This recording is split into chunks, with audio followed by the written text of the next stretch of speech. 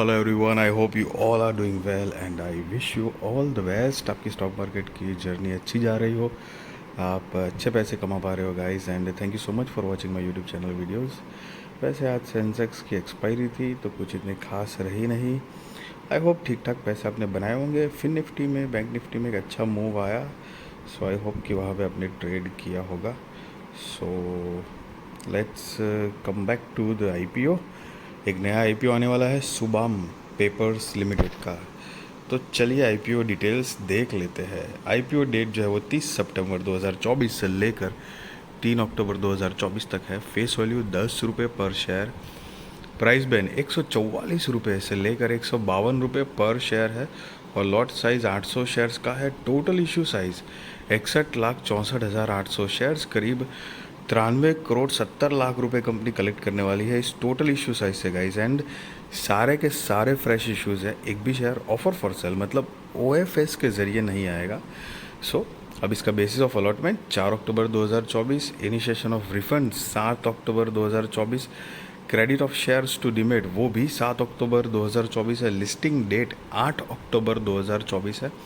Cut off time for UPI mandate confirmation शाम को 5 बजे 3 अक्टूबर 2024 है। Issue type book built issue IPO. Listing जो है बीएसई एसएमई पे गाइज होने वाली है। सो ये एक स्मॉल एंड मीडियम एंटरप्राइजेस का आईपीओ है, मेन बोर्ड आईपीओ नहीं है। Share holding pre issue 1,70,80,070। Share holding post issue 2,32,44,870 है। सो ये जो शेयर होल्डिंग पोस्ट इशू का फिगर है उसमें से शेयर होल्डिंग प्री इशू का फिगर आप माइनस करोगे तो आपको फ्रेश इश्यूज़ के नंबर ऑफ शेयर्स मिलते हैं। हालांकि इसके अंदर टोटल जो इशू साइज़ है वो सारी की सारी फ्रेश इश्यूज़ है। एंड मतलब जब ऑफ़र फॉर सेल के ज़रिए भी कुछ मतलब शेयर्स आते हैं तो उस टाइम पे आपको मतलब ये जो अगर नहीं आइडिया है तो उसके लिए मैंने आपको बताया है। And market maker portion 3,08,800 shares Gretex share broking के बिहाफ पे अलग से रखे गए हैं, जो कि ये पर्टिकुलर आईपीओ के लिए मार्केट मेकर पोर्शन बने हुए हैं। And reservation QIB shares offered not more than 50% of the net issue. Retail shares offered not less than 35% of the net issue है। NII HNI shares offered not less than 15% of the net issue है guys. Retail category में minimum हो या maximum एक ही lot के लिए apply करना है। 1,21,600 रुपये आपको देने होंगे। एंड HNI में मिनिमम एक लॉट 2 लॉट के लिए अप्लाई करना है। 1,600 शेयर्स आ जाएंगे। 2,43,200 रुपये गाइज आपको देने होंगे। सो गाइज़ ये SME IPO मतलब स्टॉक है, तो कई बार मैं आपको बता चुका हूँ कि इसमें सिर्फ लॉट्स में डील होगी। सिंगल शेयर्स आप खरीद या बेच नहीं पाओगे जब तक कि ये कंपनी स्टॉक मेन बोर्ड में शिफ्ट नहीं कर दिया जाता तब तक। बिकॉज मेन बोर्ड के जो स्टॉक्स होते हैं उसमें आप सिंगल शेयर्स मतलब कैश में खरीद या बेच सकते हो, इसमें ऐसा नहीं होता है।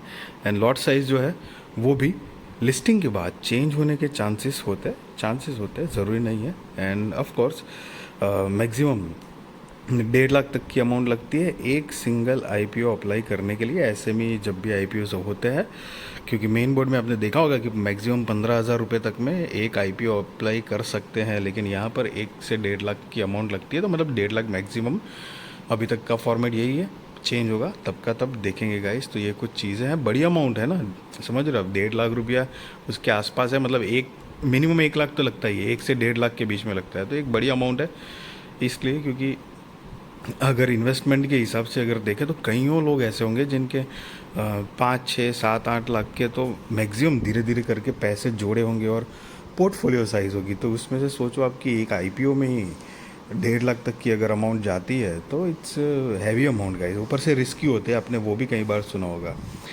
सो प्रमोटर्स अगर बात करें तो Mr T Bala Kumar and Miss Sudha Alagar Samy जो कि कंपनी के प्रमोटर्स हैं। इनकी share holding pre issue 94.81%, share holding post issue 69.67% है। कंपनी के बिजनेस की अगर ब्रीफ आइडिया ले तो 2006 से इनकॉर्पोरेटेड है।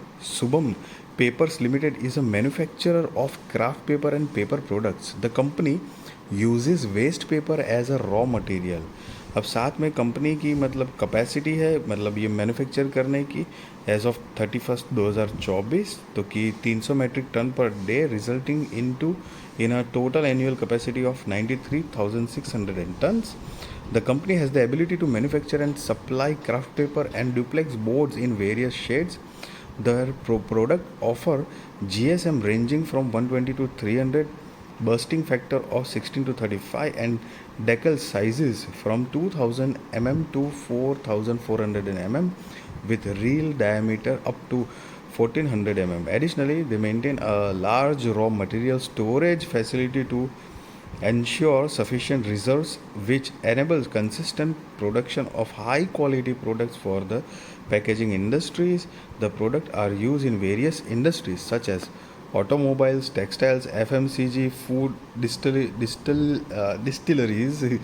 distilleries, pharmaceuticals, electrical and electronics, and printing, where packaging is essentials. The company has something, कुछ उनके ISO सर्टिफिकेशन है जो ऑथेंटिकेशन की प्रमाण पत्र देते हैं, एंड साथ में कॉम्पिटिटिव कुछ स्ट्रेंथ है कंपनी की, मतलब कंपनी के मतलब रेगुलर कुछ क्लाइंट्स होंगे, टीम उनके पास मजबूत है, बिल्कुल अच्छे से काम करते हैं, फलाना फलाना ऐसे बात करी है। एंड सितंबर 2024 के हिसाब से the company had 500 permanent employees. And साथ में मतलब अगर कंपनी के फाइनेंशियल्स देखें तो यहाँ पर 31 मार्च 2022, 23, 24 के फाइनेंशियल्स दिए गए हैं गाइस ये सारे फिगर लैक्स में है, मैं आपको करोड़ में कन्वर्ट करके बताऊंगा। तो चलिए देखते हैं कि कंपनी ने 2-3 साल में क्या प्रोग्रेस किया हुआ है। सो असेट 394 करोड़ 18 लाख रुपए से बढ़कर 460 करोड़ 46 लाख रुपए के आसपास हुई है एज पर 31 मार्च 2024। और रेवेन्यू अगर देखेंगे तो 31 मार्च 2024 में 332 करोड़ 59 लाख रुपए के आसपास थी, जो कि बढ़कर 31 मार्च 2024 में 496 करोड़ 97 लाख रुपए के आसपास हुई है। प्रॉफिट आफ्टर टैक्स 260 करोड़ रुपए के आसपास थी, जो कि बढ़कर 260 नहीं 26 करोड़ रुपए के आसपास थी, जो कि बढ़कर 33 करोड़ रुपए के आसपास हुई है। नेटवर्थ जो है वो 165 करोड़ रुपए के आसपास थी, जो कि बढ़कर 199 करोड़ रुपए के आसपास हुई है। रिजर्व्स एंड सरप्लस 164 करोड़ रुपए के आसपास से बढ़कर 197 करोड़ रुपए के आसपास हुई है। टोटल बोरोइंग्स 155 करोड़ रुपए से बढ़कर 183 करोड़ रुपए के आसपास हुई है। और आप यहाँ पर नीचे देख सकते हैं अमाउंट इन लैक्स लिखा हुआ है गाइस। सी अगर कंपनी के फाइनेंशियल्स की बात करें तो डिसेंट तरीके से रेवेन्यू, प्रॉफिट, ये सारी चीज़ें ग्रो कर रही है, साथ में बोरोइंग्स भी बढ़ रही है।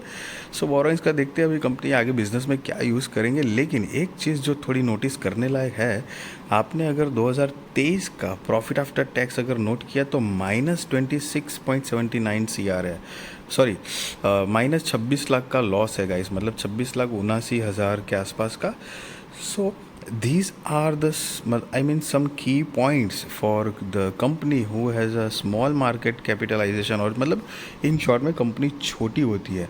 ये क्यों आपको नोट करवा रहा हूँ, बिकॉज छोटी कंपनी होती है ना तो उसमें कंसिस्टेंटली मतलब प्रॉफिट बनाते रहना, बिजनेस कंसिस्टेंटली मिलते रहना, ये कुछ सारी चीज़ों में ना आपको फ्लक्चुएशन ज़रूर दिखेगा, मतलब ज़रूर दिखेगा इन द सेंस कई बार देखने को मिल सकता है। सो अकॉर्डिंग ये एक चीज़ आपको दिख रहा होगा कि पहले सीधा 26 करोड़ का प्रॉफिट है, फिर सीधी 26 लाख की लॉस, फिर वापस 33 करोड़ का प्रॉफिट है, समझ रहे हो आप। सो ये कुछ फ्लक्चुएशन जो है वो चीज़ें, ये छोटी कंपनी होती है तो वो पॉसिबल है। हालांकि लेट्स सी कंपनी आगे क्या प्रोग्रेस कर रही है, अभी तक तो बढ़िया है। और कंपनी का मार्केट कैप अगर देखेंगे तो 353 करोड़ रुपए के आसपास का मार्केट कैप है गाइस। सो अगर मैं आपको बताऊं तो एसएमई के हिसाब से ये अच्छी मार्केट कैप मेरे हिसाब से है, मेरे पॉइंट ऑफ व्यू, मेरा ओपिनियन बता रहा हूँ गाइस। बिकॉज अगर आप एसएमई आईपीओस को थोड़ा सा भी रेगुलर अगर ट्रैक करते हो तो मतलब 70 to 80% समझ लो आप कि एसएमई आईपीओस के जो मार्केट कैप होती है वो 5-10 करोड़ से लेकर 150 करोड़ तक में निपट जाता है। बहुत कम कंपनी होती है जिसका 150 प्लस मार्केट कैपिटलाइजेशन होता है। सो उस अगर हिसाब से अगर देखते हैं तो ये 353 करोड़ का मार्केट कैप एक एसएमई के हिसाब से सही है। वैसे ऑफ कोर्स बहुत छोटा है, मतलब बहुत माइक्रो कैप टाइप की कंपनी है, बट लेट्स सी कंपनी आगे क्या प्रोग्रेस कर रही है। अब ROE देखें तो 16.79%, ROCE 20.84%, debt to equity 0.92, RONW 16.79, PBV 1.24 है, एंड अगर पैट मार्जिन देखें तो 6.77 है। EPS pre IPO 19.57, post IPO 14.38, PX pre IPO 7.77, post IPO 10.57 है। और ये जो EPS है उन्होंने pre IPO and post IPO कैसे कैलकुलेट किया है उसके बारे में बताया है EPS के लिए। अगर कंपनी का ऑब्जेक्ट ऑफ इशू देखें, मतलब IPO लाने के रीजंस, वजह क्या है, तो यहाँ पर मेजरली कंपनी ने 2 रीजंस दिए गए हैं। Investment in a subsidiary for financing it's capital expenditure requirements, and दूसरा जो है वो general corporate purpose. So guys, अगर कंपनी के वैसे प्रोफाइल की बात करें, डिसेंट बिजनेस है, प्रोमोटर्स की होल्डिंग अच्छी है, मार्केट कैप भी SME के हिसाब से ठीक ठाक है, फाइनेंशियल भी नॉर्मल डिसेंट है, not so good not so bad करके।